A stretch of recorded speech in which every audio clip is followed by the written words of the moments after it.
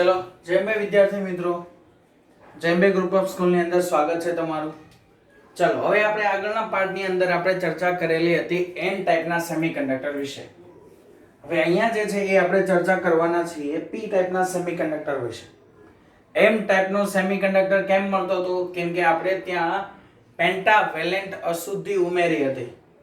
હવે પેન્ટાવેલેન્ટની અંદર એક ઇલેક્ટ્રોન તો ઓલરેડી વધારાનો જ હોય, એટલે કે તેમાં મેજોરિટી ચાર્જ કેરિયર તરીકે ઇલેક્ટ્રોન હતા, એટલે એના નામ પરથી ઇલેક્ટ્રોન જે છે કેવો હોય? ઋણ વિદ્યુત ભારિત હોય, કે જેને ઇંગ્લિશમાં આપણે કહીએ તો નેગેટિવ ચાર્જ કહીએ। તો નેગેટિવના નામ પરથી એને કહેવામાં આવેલું હતું, અથવા તો એ જે નેગેટિવ છે એના નામ પરથી આપણે એને કહેતા હતા કેવા ઇલેક્ટ્રોનો? તો કે એ જે છે એને કહેતા હતા આપણે એન ટાઈપ સેમીકન્ડક્ટર। અહીંયા જે છે એ આપણે ચર્ચા કરીએ છીએ પી ટાઈપ સેમીકન્ડક્ટર। કયો ટાઈપ? પી ટાઈપ। તો હવે તમે એન ટાઈપ જે છે ભણી ગયા ને, એટલે નોર્મલી હવે પી ટાઈપ માટે તો તમને ઈઝીલી જ ખ્યાલ આવી જશે કે ભાઈ પી ટાઈપ કોને કહેવાય। કેમ કે એન ટાઈપ વિશે આપણને વ્યવસ્થિત જે છે એ ખ્યાલ આવી ચૂકેલો છે। ઓકે, એટલે પી ટાઈપ જે છે એ ઈઝીલી આપણને ખ્યાલ આવી જશે કે ભાઈ પી ટાઈપ સેમીકન્ડક્ટર જે છે એ કોને કહેવામાં આવશે।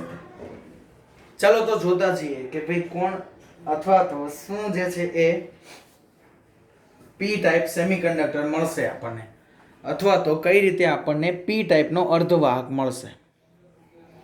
તો એક વસ્તુ આપણને ખબર છે કે જર્મેનિયમ અને સિલિકોન જે છે એની અંદર જો તમે ટ્રાઇવેલેન્ટ અશુદ્ધિ ઉમેરો તો તમને પી ટાઈપ મળે। પેન્ટાવેલેન્ટમાં કઈ મળે? N type. ટ્રાઇવેલેન્ટમાં કયો મળે? પી ટાઈપ। હવે જર્મેનિયમ અને સિલિકોન જે છે એની પાસે વેલેન્સ કક્ષામાં કેટલા ઇલેક્ટ્રોનો હોય? 4 4। જ્યારે આપણે ટ્રાઇવેલેન્ટ અશુદ્ધિની વાત કરીએ, કે જે ટ્રાઇવેલેન્ટ અશુદ્ધિ તરીકે મેં તમને કીધેલું એલ્યુમિનિયમ, ઇન્ડિયમ અને બોરોન, આ ત્રણમાંથી કોઈ પણ વસ્તુ જે છે એ દીકરાઓ તમે અશુદ્ધિ તરીકે એડ કરી શકો। તો ધારી લો કે આપણે લઈએ છીએ એલ્યુમિનિયમ, કે એલ્યુમિનિયમમાં 3 વેલેન્સ ઇલેક્ટ્રોન હોય, કે જે 3 વેલેન્સ ઇલેક્ટ્રોન શું કરે? તેની આજુબાજુના 3 જે છે એ સિલિકોન સાથે તે પોતે સહસંયોજક બંધ બનાવે, પણ એક જે છે એ ઓલરેડી પહેલેથી જ જગ્યા ખાલી મળેલી છે આપણને। અહીંયા શું છે? તો આપણે જે અશુદ્ધિ ઉમેરી હતી તે અશુદ્ધિની અંદર પહેલેથી જ આપણી પાસે ઇલેક્ટ્રોન જે છે ને એની ગેરહાજરી છે। શું છે? તો કે આ જે છે એ અશુદ્ધિમાં ઇલેક્ટ્રોનની ગેરહાજરી।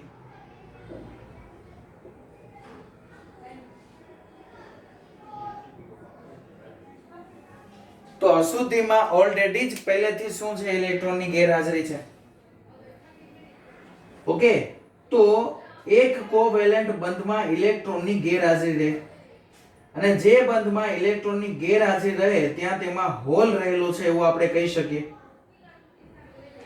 એક વસ્તુ દીકરાઓ બરાબર યાદ રાખજો, અહીં મળતું હોલ જે છે ને એ આપણે કોઈ મુક્ત ઇલેક્ટ્રોનને કારણે મળેલું નથી, પરંતુ એલ્યુમિનિયમ અને સિલિકોન વચ્ચેનો એક બંધ જે છે એ ખાલી રહે છે ને એના કારણે મળેલું છે। ઓકે, હવે આવા સ્ફટિકમાં વિદ્યુતનું વહન મુખ્યત્વે હોલ દ્વારા થાય છે। અને બીજું કે આપણને આ અશુદ્ધિ જે મળે છે એ એલ્યુમિનિયમની અશુદ્ધિને આપણે શું કહી શકીએ? એક્સેપ્ટર અશુદ્ધિ। પહેલી જે અશુદ્ધિ હતી એન ટાઈપમાં એ કેવી હતી? ડોનર ટાઈપની। કેમ? કેમ કે શું કરતી હતી? ઇલેક્ટ્રોનને દાન કરતી હતી। હવે અહીંયા શું છે? હોલ છે, એટલે શું કરશે? ઇલેક્ટ્રોનને મેળવશે, એટલે કે એક્સેપ્ટ કરશે। તો આવી જે અશુદ્ધિ હશે એને શું કહેવામાં આવશે? એક્સેપ્ટર અશુદ્ધિ। ઓકે, એને શું કહેવામાં આવશે? એક્સેપ્ટર અશુદ્ધિ જે છે એ કહેવામાં આવે છે। હવે આવા સ્ફટિકમાં વિદ્યુતનું વહન જે છે એ હોલ દ્વારા થાય, અને હોલ જે છે એને ઇંગ્લિશમાં કહેવામાં આવે છે, જે આ ટાઈપના ટ્રાઇવેલેન્ટ જ્યારે તમે અશુદ્ધિ એડ કરો, શું કરો છો?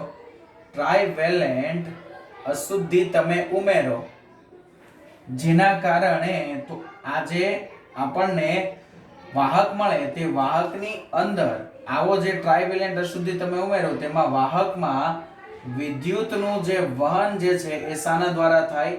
હોલ દ્વારા। હોલ એટલે આપણે આગળ જે છે એની ચર્ચા કરી ગયા કે ભાઈ હોલ જે છે એને આપણે કીધેલું હતું કે ભાઈ ધન વિદ્યુત ભાર તરીકે આપણે એને ગણી શકીએ. હકીકતે વિદ્યુત ભાર નથી, હકીકતે પોતે વિદ્યુત ભારિત કણ નથી, પણ તેની ગતિની દિશા ઇલેક્ટ્રોનની ગતિની દિશાથી વિરુદ્ધ હોવાથી આપણે એ જે છે એને ધન વિદ્યુત ભાર તરીકે ગણી શકીએ છીએ. શાના તરીકે ગણી શકીએ છીએ? ધન વિદ્યુત ભાર તરીકે. તો જો હવે આપણે એને ધન વિદ્યુત ભાર તરીકે ગણીશું તો જેના કારણે આપણે કહી શકીએ કે ભાઈ હોલ જે છે એના દ્વારા વિદ્યુતનું વહન થાય છે અને ધન જે છે એને ઇંગ્લિશમાં શું કહેવાય? પોઝિટિવ. ઓકે, તો એના નામ પરથી આને જે છે એ પી ટાઈપ સેમીકન્ડક્ટર એવું કહેવામાં આવે છે. કેવા ટાઈપના સેમીકન્ડક્ટર? પી ટાઈપ સેમીકન્ડક્ટર મીન્સ કે પોઝિટિવ ટાઈપ સેમીકન્ડક્ટર. કેમ? કેમાં આની અંદર જે છે એ મેક્સિમમ વિદ્યુતભાર વાહકો તરીકે હોલ હશે, નહીં કે ઇલેક્ટ્રોન. ઓકે, મહત્તમ વિદ્યુતભાર વાહક તરીકે કોણ હોય છે? હોલ હોય છે. અહીંયા ઇલેક્ટ્રોન હોતા નથી. ઓકે, એટલે જે NH જે છે એ ગ્રેટર ધેન શું મળશે? Ni. અને P પ્રકાર જે છે એના માટે મેજોરિટી ચાર્જ કેરિયર કોણ? હોલ થઈ ગયું, અને માઇનોરિટી ચાર્જ કેરિયર કોણ થઈ ગયું? ઇલેક્ટ્રોન. ઓકે, હવે એલ્યુમિનિયમની અશુદ્ધિ સાથે સિલિકોનની સ્ફટિકની જે છે ને એ અશુદ્ધિ કઈ રીતે સેટ થાય ને મેં અહીંયા મૂકેલું છે. જો હવે ડોપિંગ માટે મેં તમને પહેલા કહી દીધું કે ડોપિંગ પદાર્થ જે છે અથવા તો ડોપિંગ જે ધાતુનો કણ છે એ સીધો પરમાણુઓ જે છે એ ક્યાં ગોઠવાય? ડાયરેક્ટ આપણો જે મુખ્ય પરમાણુઓ હોય ને એની સાથે. તો આપણે P પ્રકારના અર્ધવાહક માટે બેન્ડ ડાયાગ્રામ જે છે એ જોઈએ. તો P પ્રકારનો જે અર્ધવાહક છે એના માટે બેન્ડ ઊર્જા સ્તરો જે છે એમાં અશુદ્ધિ પરમાણુઓના ઊર્જા સ્તરો ક્યાં હોય? વેલેન્સ બેન્ડની નજીક હોય. જે પહેલામાં ક્યાં હતા? કન્ડક્શન બેન્ડની નજીક હતા. ચલો આ ઉપર અહીંયા 1 2 3 4 કન્ડક્શન બેન્ડ, નીચે 1 2 3 4 વેલેન્સ બેન્ડ, અને વેલેન્સ બેન્ડની ઉપર જે છે એ શું હોય છે? અશુદ્ધિ બેન્ડ હોય છે. આ જે છે એ અશુદ્ધિનો બેન્ડ છે. ઓકે, તો આ જે છે એ વેલેન્સ બેન્ડ, આ કન્ડક્શન બેન્ડ, અને આ જે છે એ ડોપિંગ જે કરીએ છીએ ડોપન્ટ જે છે એનો બેન્ડ છે. ઓકે, ચાલો તો શું થશે? તો કે સર હવે પહેલેથી જ જે છે એ વેલેન્સ બેન્ડની અંદર શું હશે? હોલ હશે. વેલેન્સ બેન્ડની અંદર તો શું હોવાના? પહેલેથી જ હોલ હોવાના. અને આ જે અશુદ્ધિ આપણે એડ કરેલી હતી એની અંદર તો પણ પહેલેથી હોલ છે, કેમ કે એમાં તો 3 જ જે છે ઇલેક્ટ્રોન છે, ચોથો તો છે જ નહીં, એટલે પહેલેથી જ એની અંદર હોલની સંખ્યા વધારે છે. ઓકે, તો વેલેન્સ બોન્ડની અંદર સપોઝ જે ઇલેક્ટ્રોનો રહેલા છે, ધારી લો કે અહીંયા કોઈ ઇલેક્ટ્રોન છે, અહીંયા કોઈ ઇલેક્ટ્રોન છે, અહીંયા કોઈ ઇલેક્ટ્રોન છે, ને અહીંયા કોઈ ઇલેક્ટ્રોન છે. ચારે ચાર બેન્ડની અંદર મેં એક એક ઇલેક્ટ્રોન અમુક જે છે એ દર્શાવેલા છે.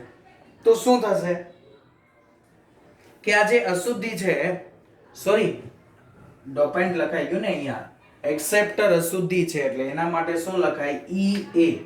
એનર્જી બેન્ડ કોનું છે? એક્સેપ્ટર અશુદ્ધિઓ જે છે એનું એનર્જી બેન્ડ છે. ઓકે, બીજી એક વસ્તુ દીકરાઓ હું તમને અહીંયા કહી દઉં, તમે અહીંયા બોર્ડ ઉપર જોશો, ઇટ્સ ઓકે, તમને ખ્યાલ આવશે, પણ હજુ વધુમાં વધુ આ ચેપ્ટર ડીપમાં તમને ખ્યાલ આવશે જ્યારે YouTube પર તમે આના એનિમેટેડ વિડિયો જોશો ત્યારે. કેમ કે દરેક વખતે હું તમને જે પણ પોઈન્ટ સમજાવું તે પોઈન્ટ જે છે અહીંયા આકૃતિ દોરીને મારે સમજાવવું એ જે છે એ શક્ય નથી, નહીતર તમારી એક થિયરીની અંદર ખાલી મારી 3 થી 4 કલાક જાય.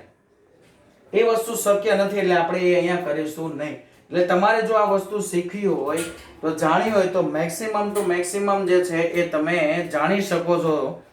એ ક્યાં? તો મેક્સિમમ ટુ મેક્સિમમ એ વસ્તુ તમને જાણવા મળશે YouTube પર. તમે આના વિડિયો લેક્ચર જોશો, અને એ પણ વિડિયો લેક્ચર બનાવેલા નહીં. વિડિયો લેક્ચર જે છે એ તમારે જોવાના છે એ કયા? Animated video lecture. ઓકે, કે જેમાં એનિમેશન આવતું હોય, અને એનિમેશન વિડિયો જોશો ને ત્યારે જ તમને ખ્યાલ આવશે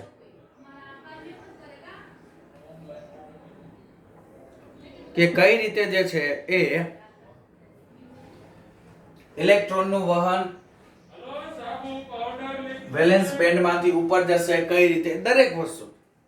અશુદ્ધિ ઉમેરાશે તો આ કણ જે છે, મેં જેમ અહીંયા કીધું કે આ હોલ આપણે આગળની પરિસ્થિતિમાં જોઈ ગયા, આગળ વધે અને આ ઇલેક્ટ્રોન પાછળ જાય, એ વસ્તુ તમને જો ઈઝીલી તમે જુઓ ને તો આઈડિયા આવે. હું અહીંયા કહું છું, બોલું છું, એના આધારે આઈડિયા ના આવે.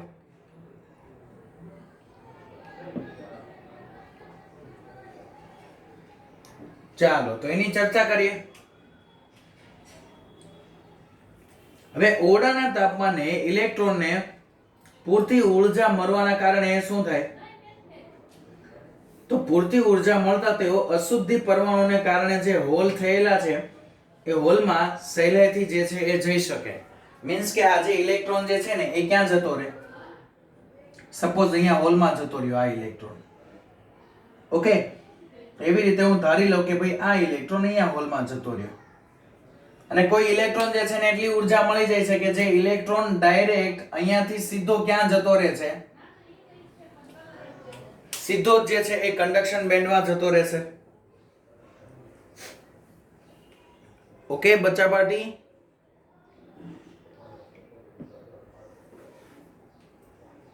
તો ઇલેક્ટ્રોન જે છે કન્ડક્શન બેન્ડમાં પણ સીધી જે છે સંક્રાંતિ કરે જઈ શકે. ઓકે, એક્સેપ્ટર બેન્ડમાં તો જાય જ છે, સાથે સાથે ઉપર સીધા કન્ડક્શન બેન્ડની અંદર પણ જતા રહે છે. આના પરિણામે વેલેન્સ બેન્ડમાં મોટી સંખ્યામાં શું ઉત્પન્ન થઈ જાય? હોલ ઉત્પન્ન થઈ જાય. કેમ કે જોઈ લો, અમુક ઇલેક્ટ્રોન જે છે સીધા વેલેન્સ બેન્ડમાંથી એક્સેપ્ટર બેન્ડમાં જતા રહ્યા અને અમુક ઇલેક્ટ્રોન વેલેન્સ બેન્ડમાંથી સીધા કન્ડક્શન બેન્ડમાં. તો સર અહીંયાથી 4 ટોટલ ઇલેક્ટ્રોન હતા, એમાંથી 3 ઇલેક્ટ્રોન તો જતા રહ્યા. તો વેલેન્સ બેન્ડની અંદર ખૂબ જ મોટી સંખ્યામાં શું થઈ જાય છે? હોલ ઉત્પન્ન થઈ જાય છે અને ઇલેક્ટ્રોનને મુક્ત રીતે હરવા ફરવાની સંભાવના પણ શું થઈ જાય છે? વધી જાય છે.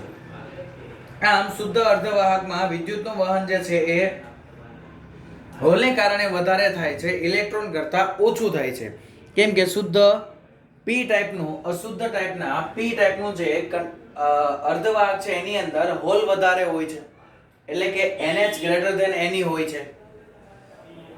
ઓકે, હવે આને આધારે દીકરાઓ આપણને એક ક્વેશ્ચન થાય, જો કદાચ તમને થતો હોય કે નહીં એને કોઈ મને આઈડિયા નથી, આપણને એક ક્વેશ્ચન તો થવો જોઈએ કે અર્ધવાહકને ઊર્જા આપતા વેલેન્સ બેન્ડના ઇલેક્ટ્રોન જે છે એ સંક્રાંતિ કરીને બધા જ કન્ડક્શન બેન્ડમાં કેમ નથી જતા રહેતા?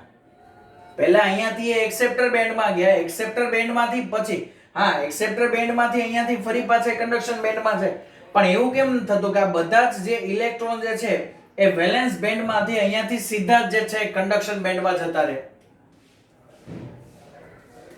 હવે હકીકતમાં ઇલેક્ટ્રોન જે છે ને એ વેલેન્સ બેન્ડમાંથી કન્ડક્શન બેન્ડમાં જાય છે અને ઇલેક્ટ્રોન અને હોલનું જે છે એક જોડકું રચાય છે. તે પરિસ્થિતિ અસ્થિર પરિસ્થિતિ બની જાય. જ્યારે વેલેન્સ બેન્ડમાંથી કન્ડક્શન બેન્ડમાં સીધો જ ઇલેક્ટ્રોન જતો રહે ને, તો આ જે પરિસ્થિતિ ઇલેક્ટ્રોન અને હોલનું જે અહીંયા જોડકું ઉત્પન્ન થાય ને એ કેવું થઈ જાય? એ સ્થિર ના હોય, એ કેવું રહે? અસ્થિર રહે. તો હવે અસ્થિર હોય ને પદાર્થના તાપમાન અનુસાર થર્મોડાયનેમિક્સના નિયમ પ્રમાણે આપણે જોઈએ તો ઇલેક્ટ્રોન અને હોલ વચ્ચે અથડામણો જે છે એ વધે અને એના પુનઃ સંયોજનની પરિસ્થિતિ જે છે એ ઉત્પન્ન થાય.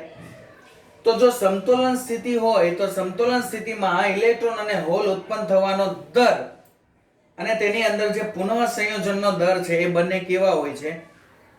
સમાન હોય છે. અને જો એ બંને દરો દીકરાઓ સમાન હોય તો તમે એક વસ્તુ લખી શકો કે પુનઃ સંયોજનનો દર, હું આ જે આકૃતિ જે છે ને એને રફ કરી દઉં છું હવે.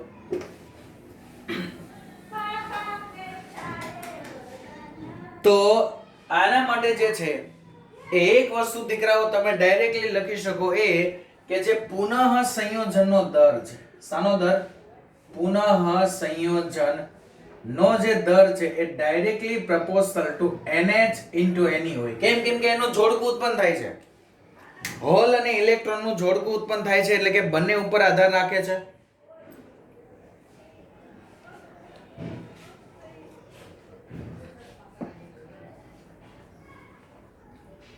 તો પુનઃ સંયોજનનો દર આવો કઈ મળશે. હવે જો આપણે પ્રોપોર્શનાલિટીની સાઇન કાઢીએ તો કોઈક ને કોઈક અચળાંક મળે. તો પુનઃ સંયોજન દર બરાબર R into NH into NE લખાય. જે R જે છે એને કહેવાય પુનઃ સંયોજન દર ગુણાંક.